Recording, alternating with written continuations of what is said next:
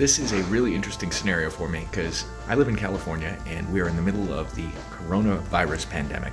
And for me, I have a dentist appointment today, but my dentist appointment is also attached to the doctor's office. Fortunately, I got lucky though. There is not a single person in the waiting room, and we're also kind of separate from down there. So right now we're doing good, but last time I was here they kept me waiting an hour, so hopefully that doesn't happen again. Worst comes to worst, I'll put a sign on the seat that says I'm outside the door, just call my name. Also, another good thing about being on this side, that is a relatively full bottle of hand sanitizer, and those things are a rarity these days. All the stores, you can't find them. Purelled up this napkin over here, and we're gonna do one of these, and one of these, and why not, while we're at it, one of these. All right, we're good. We're at the dentist, and I was able to get in just 5 minutes, so didn't have to spend any extra time in the waiting room. Now I'm just gonna get my teeth fixed, and then I'm gonna get out of this piece. Then I don't have to come back for a year for my next cleaning. That's good to hear. I think the coronavirus thing will all resolve by then. I am fastly moving out of that. When they gave the surgical mask to the person in front of me, I was like, oh my God, it's a good thing I am 3.5 feet away. The story here is that the woman in front of me, when I was going to hand in my paperwork at the end, they gave her a mask. And, oh my God, thankfully she was only in front of me for 1 minute. I hope she gets better, but when I see that, I'm just like, holy crap.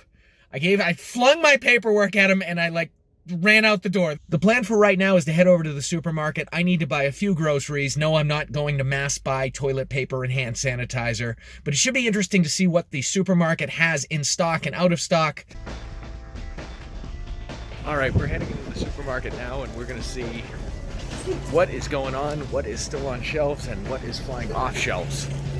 So the first thing I'll say is that the supermarket aisles look rougher than I've ever seen them. I used to know what supermarket aisles should look like because I used to work in one, and everything just seems really kind of running lower than it would normally be, suggesting people are buying a lot of stuff and not just toilet paper and ramen and hand sanitizer, but a lot of the aisles are just very unkept right now. See, this is what I'm talking about. If you look on these shelves, they've certainly seen better days because they're just in worse shape than I've ever seen them. Lots of empty spaces on the shelves with the canned goods. People are really freaking out over this. All the cleaning wipes are gone.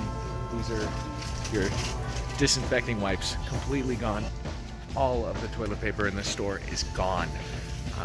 If you're really in a pinch, they do have plenty of paper towels, but I have never seen this. Look at it all the way down the aisle. People are buying toilet paper like there's no tomorrow, and I don't get it. If we look over here, this is going to be, what you see here is what you get for the water section, and I think they were putting limits on things.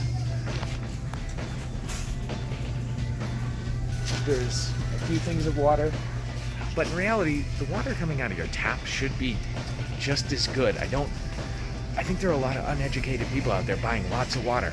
You don't need water. It's not going to be an issue. The water coming out of your tap is just as good as almost anything else you find on the shelf. In fact, in a lot of cases, it's the same darn thing.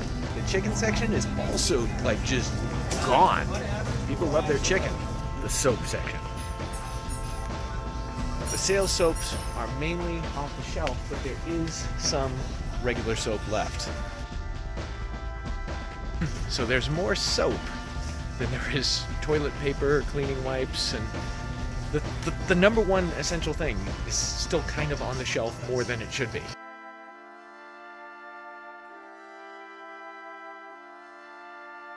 So the coronavirus thing is in full-fledged. We declared a national emergency early this afternoon, and I am out at a fundraiser, and it's actually taking place in this brewery. And normally I wouldn't go out, but the whole reason I'm here is because I get a feeling that this is the last social gathering that'll be allowed and be done, and everybody's gonna get quarantined, social distancing, and definitely made sure not to shake hands with people as other people here were. I know we should be all concerned with the coronavirus, but mac and cheese and pulled pork, I think that's worth fighting against the coronavirus for a little bit. just a little bit. I appreciate this. A sanitary door opener. Love it. So they had a raffle and there was a mystery box. Just hold her mystery gift hostage. I know, right? And in that mystery box was Purell and toilet paper. Insane. And here I am 48 hours later in front of that same chicken case. And it was being picked dry then, but now it is as dry as can be. There's only a couple of small little party wing platters, and the red meat section is starting to get picked dry too. I have never seen anything like this. 48 hours later, and here I am in the toilet paper section. Look at this. You can lie down in the toilet paper aisle. There's supposed to be toilet paper here. This is crazy. To be fair, I think the store has restocked somewhat on toilet paper because they're putting limits on things. Pasta aisle.